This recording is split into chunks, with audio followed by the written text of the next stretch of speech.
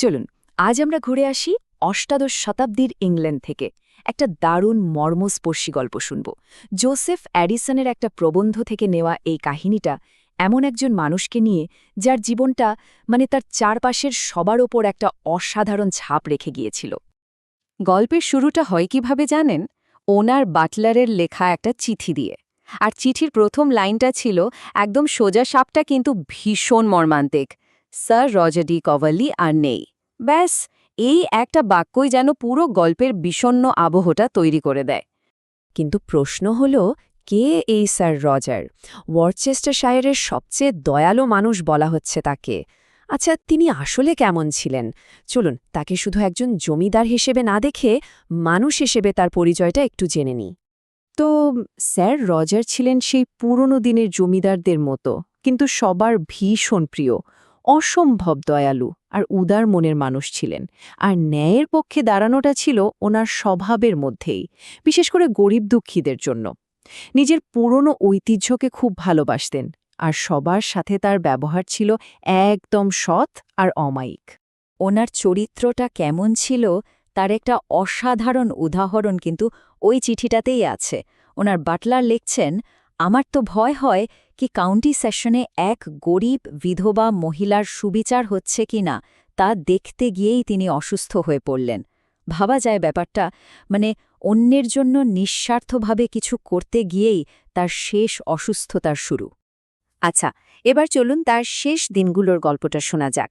আর এই পুরো গল্পটাই আমরা জানতে পারি তার সেই বিশ্বস্ত বাটলারের লেখা ভীষণ আবেগঘন একটা চিঠি থেকে। সেই যে বিধবাকে সাহায্য করতে গেলেন, তারপর থেকেই স্যার রজারের শরীরটা ভাঙতে শুরু করে। খাওয়ার রুচি চলে গেল, দিনকে দিন দুর্বল হয়ে পড়ছিলেন। তবে এর মাঝেও একটা ছোট্ট খুশির মুহূর্ত এসেছিল। যাকে তিনি ৪০ বছর ধরে ভালোবেসেছিলেন, তার কাছ থেকে একটা ছোট্ট বার্তা পেয়ে কিছুক্ষণের জন্য তার মুখে হাসি ফুটেছিল। কিন্তু শেষ পর্যন্ত তিনি তার গ্রামের বাড়িতেই খুব শান্তিতে মারা যান। আর দেখুন, মারা যাওয়ার আগেও স্যার রজারের সব চিন্তা ছিল তার চারপাশের মানুষগুলোকে নিয়ে। তিনি শুধু এটাই নিশ্চিত করতে চেয়েছিলেন যে তিনি না থাকলেও যেন সবাই ভালো থাকে। তার উদারতার একটা জলজ্জান্ত ছবি পাওয়া যায় তার রেখে যাওয়া উপহারের লিস্টটা দেখলে।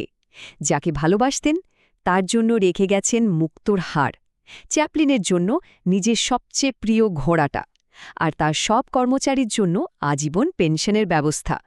এখানেই শেষ না, ক্লাবের বন্ধুদের জন্য বই, গ্রামের প্রত্যেকটা মানুষের জন্য গরম কোট আর শোকের পোশাক, এমনকি গির্জার চূড়া সারানোর জন্য তিনি টাকা রেখে গেছেন। ভাবা যায়? তো তার এই চলে যাওয়াটা তার পুরো এলাকার মানুষের ওপর ঠিক কতটা প্রভাব ফেলেছিল, চলুন সেটাই এবার দেখি। প্রথমেই আসি তার কর্মচারীদের কথায়, যারা তার সবচেয়ে কাছের লোক ছিল। তারা তো শোকে একদম ভেঙে পড়েছিল, কারণ তাদের কাছে তিনি তো শুধু মালিক ছিলেন না, ছিলেন একজন অভিভাবকের মতো। ওদিকে ক্লাবে যখন তার মৃত্যুর খবরটা পৌঁছালো, তার বন্ধুদেরও চোখ ভিজে উঠেছিল।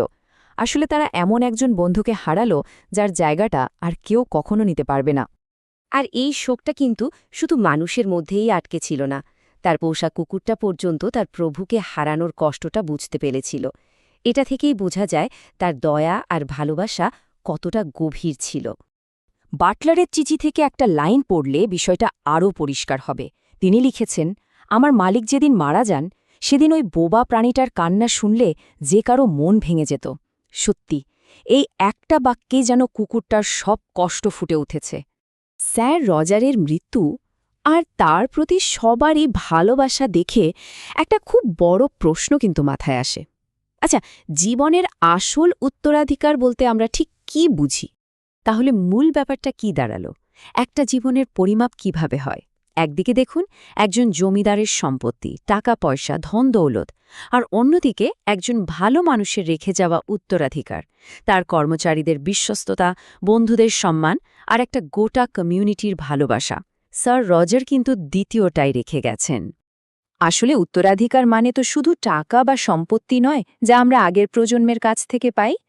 আসল উত্তরাধিকার হল সেই স্মৃতি, সেই সম্মান আর সেই ভালোবাসা যা একজন মানুষ তার কাজের মধ্যে দিয়ে সবার জন্য রেখে যায়। আজকের এই আলোচনাটা শেষ করার আগে একটা প্রশ্ন সবার জন্য রেখে যেতে চাই। স্যার রজারের এই গল্পটা আমাদের যা শেখালো তার ওপর ভিত্তি করে ভাবুন তো একটা জীবনকে সত্যি সত্যি কি দিয়ে মাপা উচিত?